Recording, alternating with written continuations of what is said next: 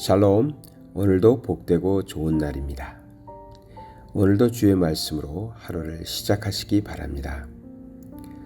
분노 조절 장애, 이런 말이 있습니다. 분노를 잘 조절하지 못하는 사람들이 갖고 있는 하나의 질병이라고 할 수 있습니다. 근데 제가 내가 분노 조절을 잘 못하는 사람이 아닌가 하는 생각을 요즘 좀 합니다. 제가 분노를 조절하지 못한다고 해서 폭력을 쓰거나 이러진 않겠죠. 그렇습니다. 말에 있어서 참 그런 것 같습니다. 말을 많이 하고 사는 사람이라서 말을 잘해야 되고, 또 말을 듣는 사람에게 참 듣기 좋게 편하게 말을 할 줄 알아야 되는데, 평상시에는 괜찮습니다. 평상시에는 그렇게 잘 하려고 노력도 하고 또 어느 정도 하고 있다고 봅니다. 그런데 가끔 제 마음에 화가 치밀어 오를 때, 그럴 때는 정말 내가 이거 분노 조절을 못하는 거 아니야 할 정도로 말을 통해서 분노를 표출하는 저의 모습을 발견할 때 깜짝깜짝 놀랍니다. 무섭기도 합니다. 사실 성경에는 말에 대해서 우리에게 교훈을 많이 주는데요. 성경에 보면 말을 많이 하는 것은 좋지 않은 것으로 대부분 이야기하고 있습니다. 필요한 말은 꼭 우리가 잘 해야 되겠지만, 또 말을 많이 하다 보면 실수가 많으니까요. 말 많이 하는 것에 대해서는 경고하고 있는 것 같습니다. 전도서 5장 3절에는 걱정이 많으면 꿈이 생기고 말이 많으면 우매한 자의 소리가 나타나느니라 했습니다. 말을 많이 하다 보면 우매한 어리석은 소리를 하게 된다, 이런 얘기죠. 또 잠언 10장 19절에는 말이 많으면 허물을 면하기 어려우나 그 입술을 제어하는 자는 지혜가 있느니라 했습니다. 말을 많이 하다 보니까 자꾸만 허물이 생기고, 그 대신 말을 잘 조리 있게 자기의 말을 잘 제어할 줄 아는 사람은 지혜 있는 자다, 이렇게 말하고 있습니다.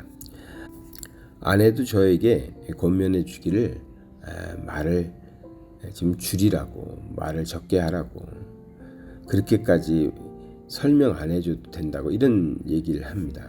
근데 제가 자꾸만 어떠한 일에 대해서 대화를 할 때 보면 어떠한 일에 대해서 설명해주고 이러려는 태도가 있습니다. 직업병입니다. 참 이거 안 좋은 것 같습니다.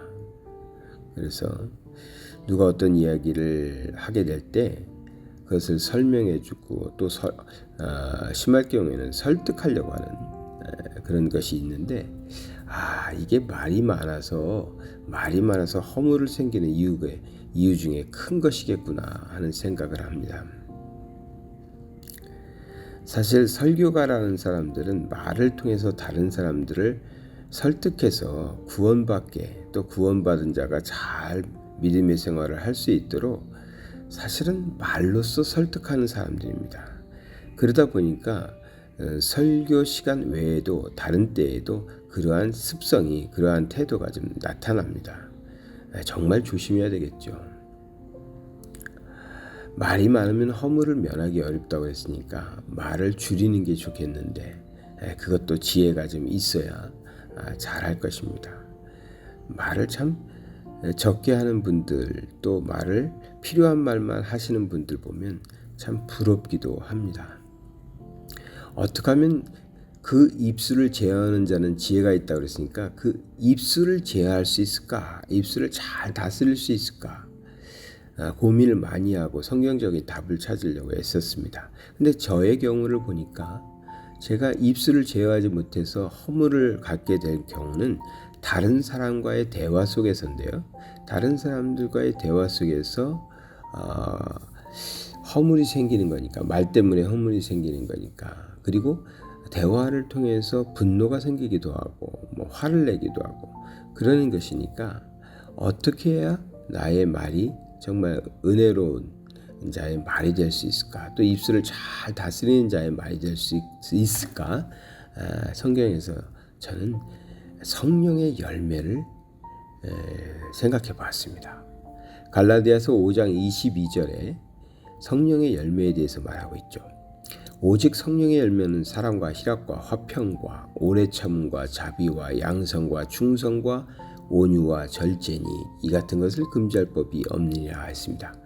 성령이 우리 안에 충만하면 우리 안에서 이러한 열매들이 맺혀간다 그런 것인데요. 그 중에서도 오래 참음과 자비, 온유 이러한 성령의 열매가 우리 안에 풍성하면 좀 입술을 잘 제어하지 않을까. 그리고 대화를 통해서 말이 좀 안 통해도 화를 내거나 분노하는 그러한 일은 좀 줄여가지 않을까, 줄일 수 있지 않을까 그런 생각을 하게 됩니다. 그래서 하나님, 제가 제 입술을 잘 제어하는 사람이 되게 해주세요.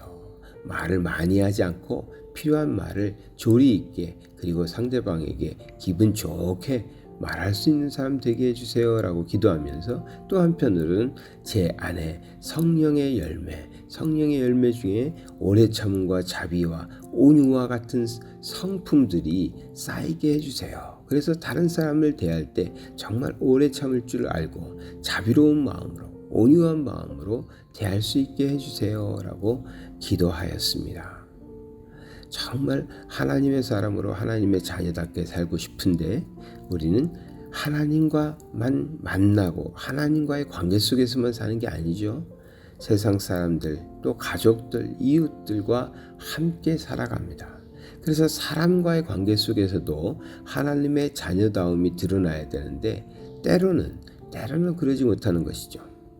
때로는 대화 속에서 분노가 생기기도 하고 또 다툼이 생기기도 하고 화를 내기도 하고 그렇습니다.